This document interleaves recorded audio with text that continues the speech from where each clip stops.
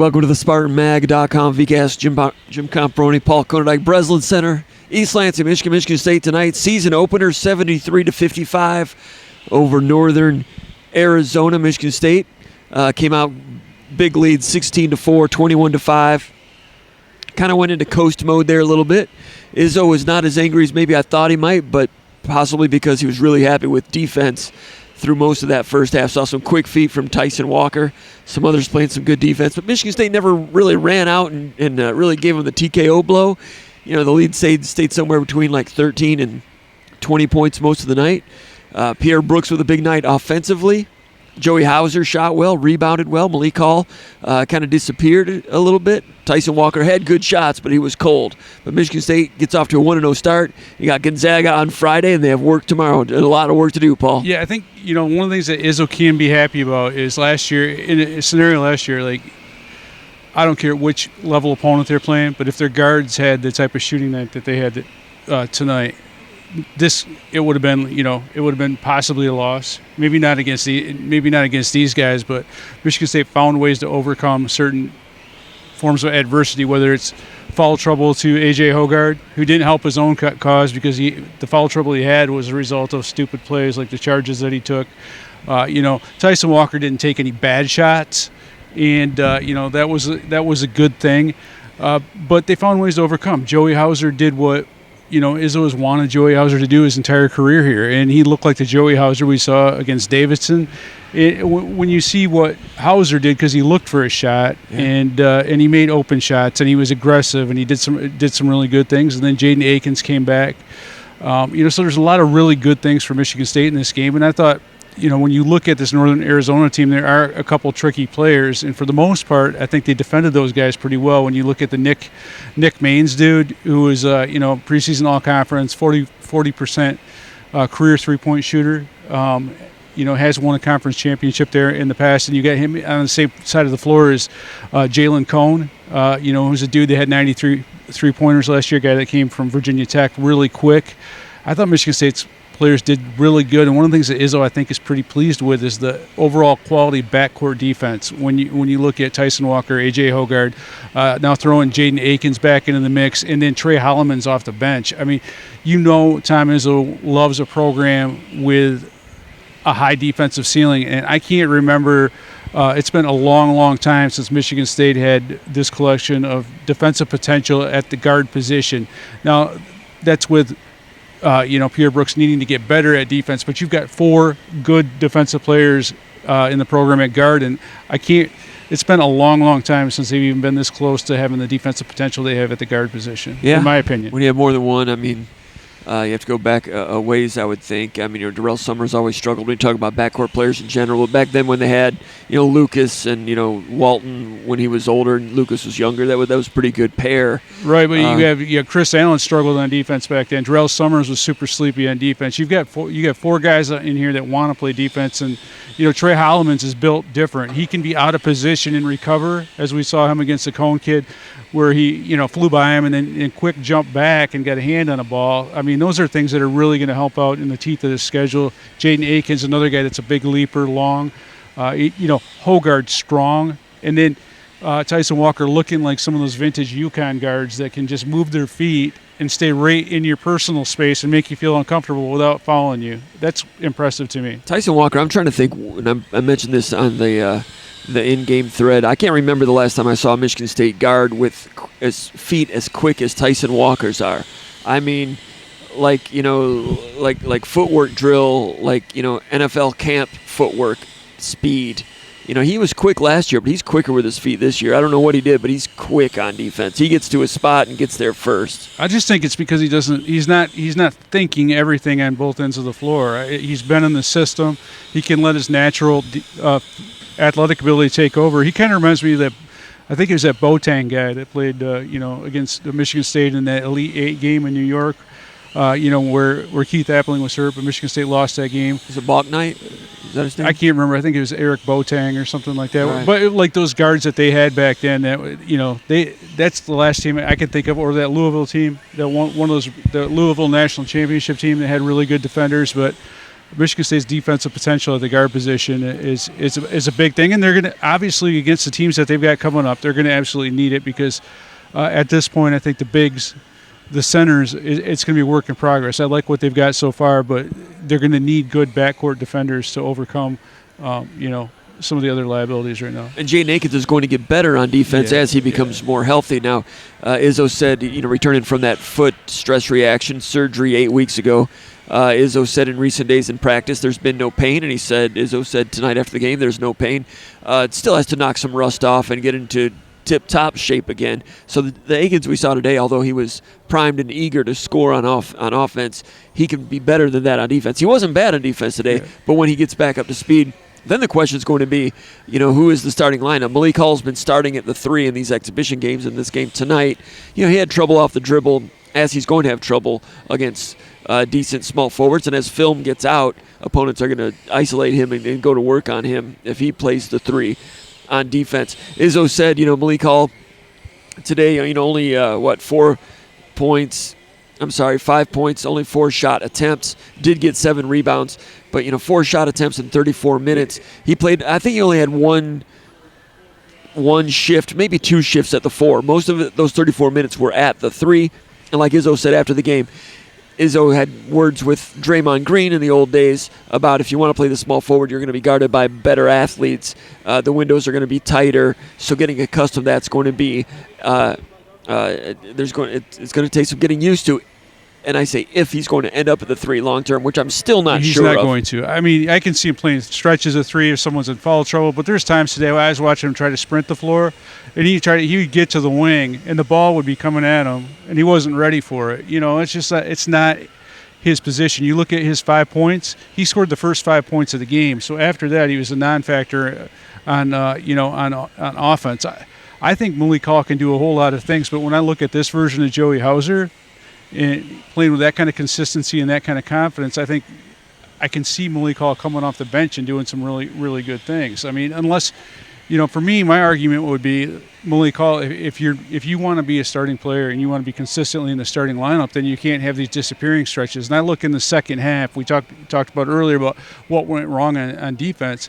He was late on 2 closeouts, and I was talking about that Nick Manns guy who started out 0 for 7. He's their shooter. They're shooting 4-man. He started out, or the big. I mean, they switch him 4 and 3, but they try to get him located out on the wing and get him open. And Malik Hall in the second half was late closing out on 2 3-pointers. So that guy goes 0 for 5 to start the game, and there was really good defense on him in the first half. And I think that's why Michigan State built that big lead.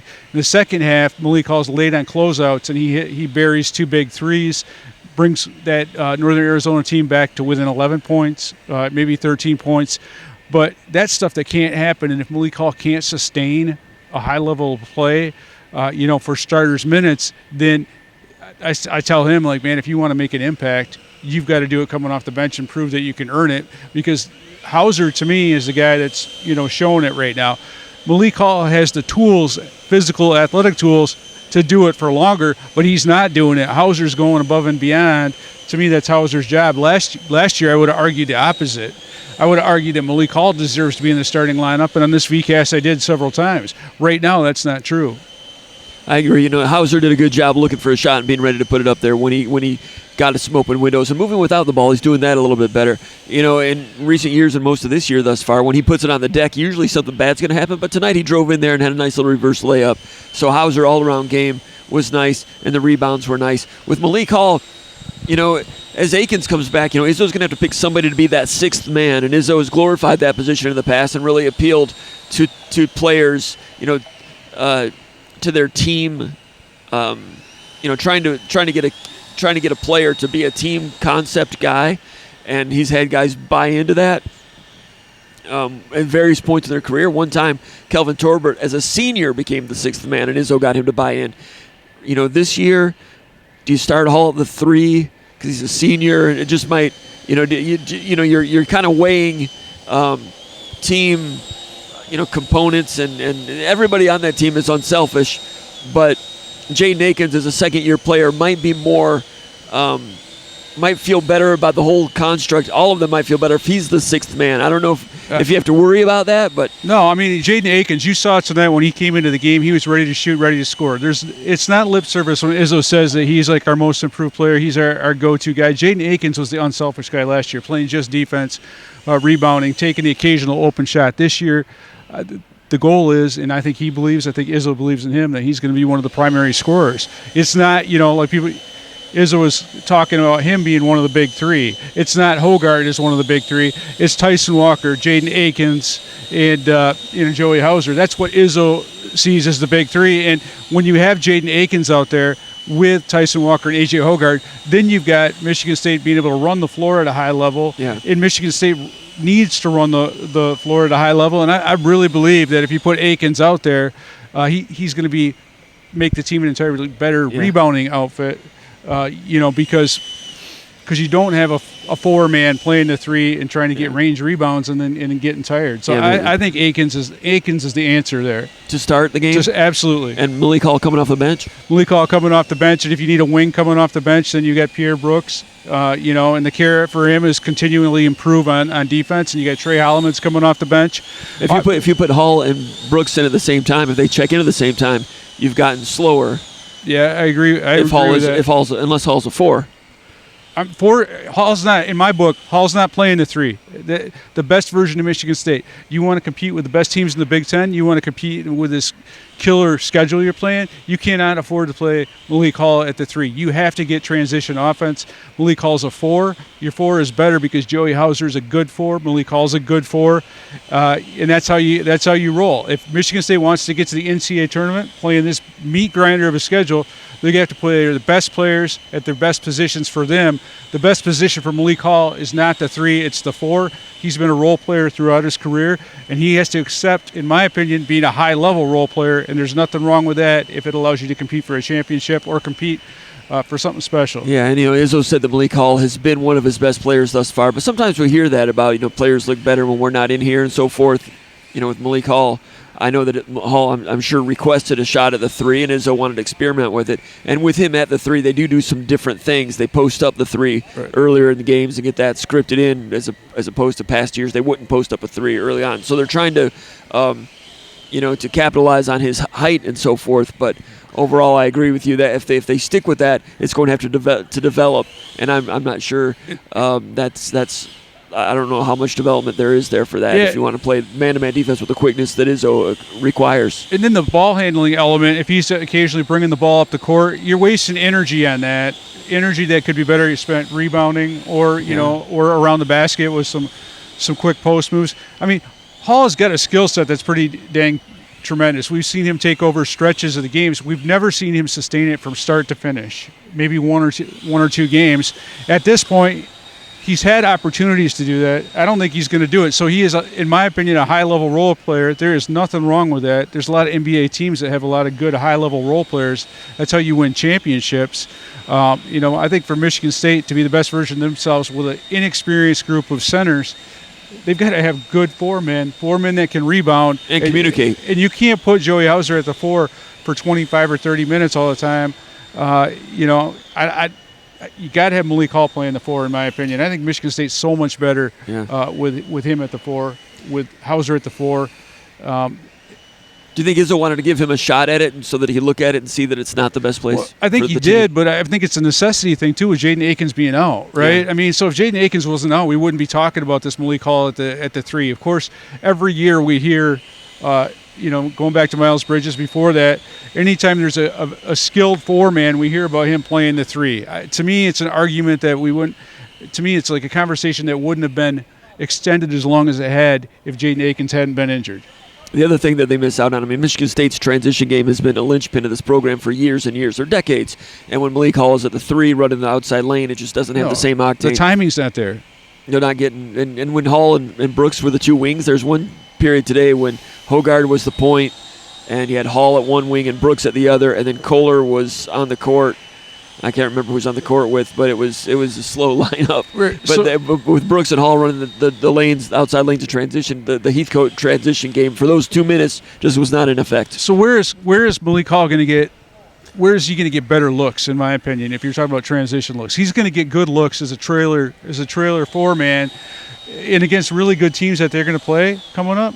He's not going to be open, and he wasn't open today on the wing, but he's going to be open. Him and Hauser both were they got good looks as trailer 4-men, and that's where your bread is buttered. And if I'm Malik Hall, I want to make an impact. I want to hit the 3-pointer because I've worked on my shot, and I'm not open in the corner. Unless you saw him open today in the corner, email me, text me, let me know that I'm wrong. But he's going to be open running the floor as a 4-man. Yeah, and if you go back to what they've done the last 2 or 3 years, where Hall and Hauser are a tag team at the 4. You're in, and then I'm in, and then you're in, and occasionally they play together. But basically, it's just one or the other.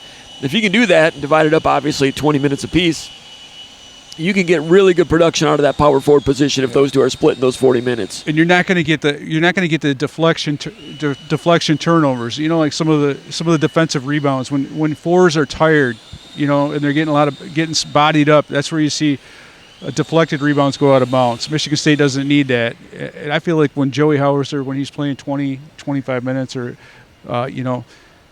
he rebounds at a pretty good level. Now that he's in better shape, I think you'll continue to see that. But when he plays too many minutes, the fatigue sets in. Then he gets in more trouble with the dribbling, turning the ball over. More trouble with casual rebounds that go out of bounds. Michigan State, the ceiling is not high enough for this team for them to overcome those things. Ego is a problem there. I know this is a selfless team. The egos are not a problem on this team. You have a couple upperclassmen there that kind of both might want to start. Yeah, I don't think so. I mean, yeah, you could say ego is a problem. Or not a problem, but a consideration. Okay, but when has Malik Hall come out and said, and dropped the hammer and said, I deserve to start? Never. He's never done that. He's always been in the background. So unless he comes out and takes it and, says that, I am the guy, and he proves it, then I don't understand how you can say ego is going to be a problem, because is it consideration? Because Hall has usually gotten the nod over Hauser by mid-season in that. But this exchange. is a different Joey Hauser. We're talking about a Joey Hauser we're talking about the Joey Hauser we saw, in the first game of the NCAA tournament. Yeah. This is not the same Joey Hauser. So you can say what you want about Hall has usually gotten the nod, and I would counter by, yeah, he has, but then he's faded. Yeah. And then at the end of sustained. And then you're not like it's not clear cut. Yeah. So Hauser is different than he was before. Like in a game like this, when he doesn't make his first shot, I don't know if he missed his first 3 in this game, but you could see at times in the past when he missed open 3-pointers, then he was kind of starting to think and starting to, tense up. But he's playing basketball, and he's having fun. Joey Hauser did not have fun his first few years here. This is fun for him. It's not the same guy. I agree. 4 out of 8 from three-point range today. That is a threat from the power forward position. That's a true stretch 4. That's what Hauser was tonight against Northern Arizona. But Gonzaga will get this film. They have Kentucky next week. Michigan State does. Then Villanova back here a week from Friday. It's going to be on film. This is the Davidson level of Joey Hauser, and that's going to be high on the scouting reports for opponents. Yeah, and the other thing too you got to look at with Michigan State is the passing is better. I know Izzo wanted the ball moved more tonight and do a better job of that. And some of that had to do with A.J. Hoggard's foul trouble. But I felt like the second half version of A.J. Hoggard, he finished with 8 assists in this game.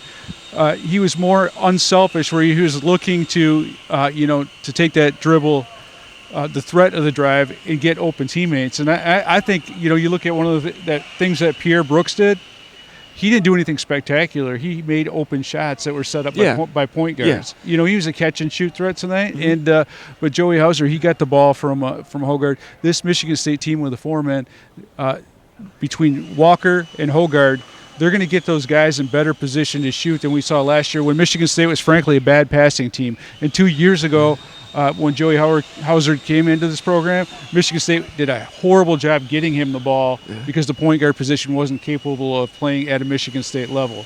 This is a different type of animal. Hauser's getting the ball in a good position to shoot, and he's confident in his stroke. And A.J. Hoggard, 8 assists, 3 turnovers, and Izzo hated all 3 of those turnovers. He thought they were all...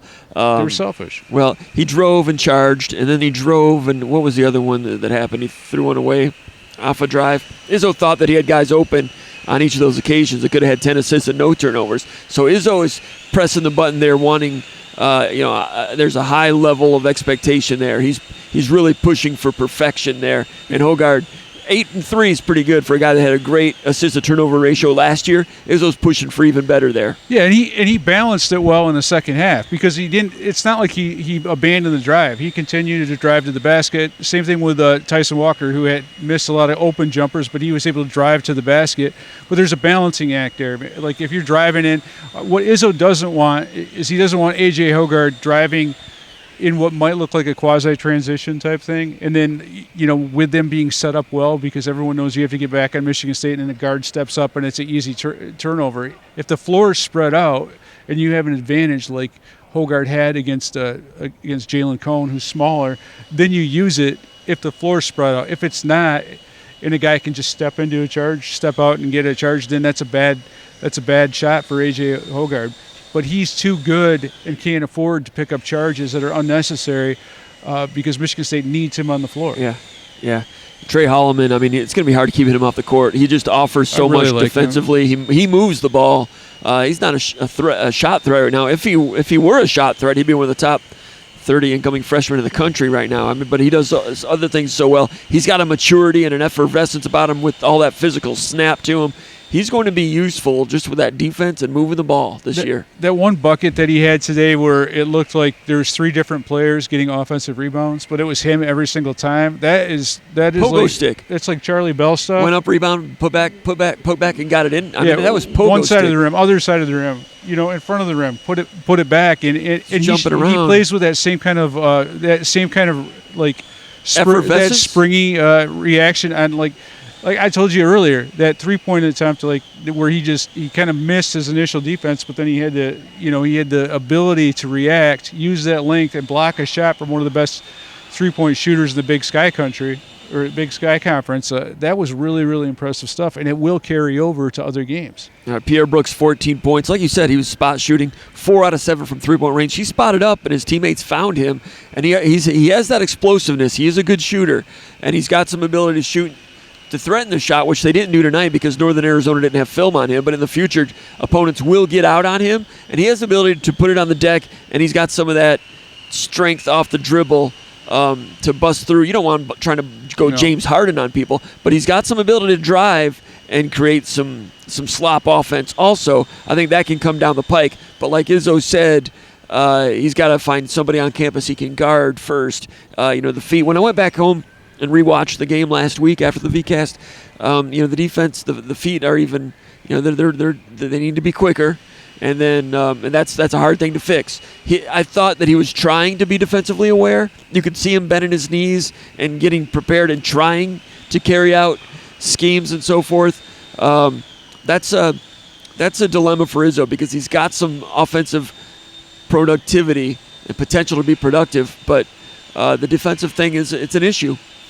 One of the things that Izzo said tonight that I thought was really interesting, he talked about wanting Pierre Brooks to watch more film because there is an obvious physical component to what Pierre Brooks lacks as a defender, but it's not as much as maybe it has to be. And I think some of that is defensive awareness. I feel like where he gets in trouble is because he's watching the wrong place. He's too late to react, and his defensive anticipation is very poor. And that's where watching film helps. You look at Trey Holloman, you look at Jaden Akins. Those guys are not only willing defenders, but they anticipate. And same thing with Tyson Walker. Even A.J. Hogard has gotten better at anticipating.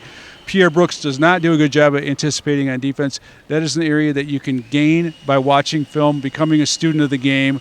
And, I'm sure he does things to watch film on offense that can prepare him for what he can do against certain matchups. He needs to take the kind of same effort that he puts in and working on his shot, at getting in the film room, watching film, because the more film he watches, the more the anticipation will come. And it's something that a lot of kids, I think that the only way I can do it is be out there and get beat over and over and over again. But a lot of it has to do with just doing your homework. And, that's where he needs to get better at, in my opinion. If you're a step slow, you can make up that step on film if you know what's coming and what strengths and weaknesses are. And he's a guy that has to have that part. Yeah, and he's not the only guy. I wrote last week, he's not the only guy that Michigan State has had that struggled on defense.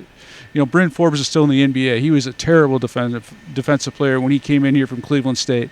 It was painful for him to go through the growing up process of learning how to play defense. There are other guys. Travis Trice was not very good. Denzel Valentine struggled on defense. And we all know what kind of basketball IQ that he had. It starts with watching film and changing your body and doing everything you can do to put yourself in the best position. But it's going to take a commitment for Pierre Brooks, because right now he's got that mindset, and a lot of guys had it. Cassius had it, is if someone scores on me, I'm going to score on them on the other end. And that can only get you so far when you're trying to win championships. Yeah, that's not the way it's done here, for sure. Matty Sissoko moved well on defense again, had some good rebounds. I think 5 rebounds in the first 7 minutes. They fed the post once and had a real nice turnaround jumper. Looked high and big and strong and natural on that turnaround jumper. And we've seen that in practice a few times. Saw a big, giant hook from him 2 weeks ago in practice. When he gets it on the odd occasion, he looks like he knows what he's doing down there in the low post. Yeah, so some people might be saying, well, why didn't the bigs score more points in this game? I think they as a collection the centers collection had 11 points and 15 rebounds. Part of it had to do with the way Northern Arizona was defending the post, with a bunch of guys collapsing on anyone that got the ball. They're double teaming in there. And sometimes triple teaming, as Jackson Kohler found out. But Matty Sissoko, he did what he had to do. And I like the way he rebounds, firm, but is two-handed. And then he had a nice range rebound as well today. Those are things that will also carry over. And Jackson Kohler, he had a couple good moments on offense, but his contribution today, 9 rebounds, that's something that was a big deal for him moving forward. And now we'll see what happens against some of the best centers in the country. Yeah, Kohler tonight was double teamed, surprised by it. Izzo took blame for that, didn't know that was going to happen. Turned it over twice, trying to pass out of that double team. Then later, when he got into the post, he tried to move on offense before the double team arrived and had a couple nice, slick little field goal, drop step type moves. And then Izzo thought that he was getting too carried away with his offense. Izzo made the comment that when Kohler first came to Michigan State, he shot the ball every time he touched it in the post. Yeah. So they've been working on getting away from that, some inside out passing, some split passing, and then when Kohler made that correction today and went more to his offense, Izzo wanted to make sure he didn't fully revert back to where he was early in the summer. So there's an ironing out process there. But Kohler, he wants to be good. He's not the fastest guy afoot going 94 feet coast to coast in transition, offense or defense. But when the ball is in his hands, he does some crowd-pleasing things to score some points. There's some creativity there, and it's kind of fun to watch. And they can make use of that as the season goes along. I also think he's a guy that's willing to watch film, and he tries to be in good position for defensive rebounds. I think that's one of the reasons why he got a lot of rebounds today. He was in good position, and that's something that's going to be key.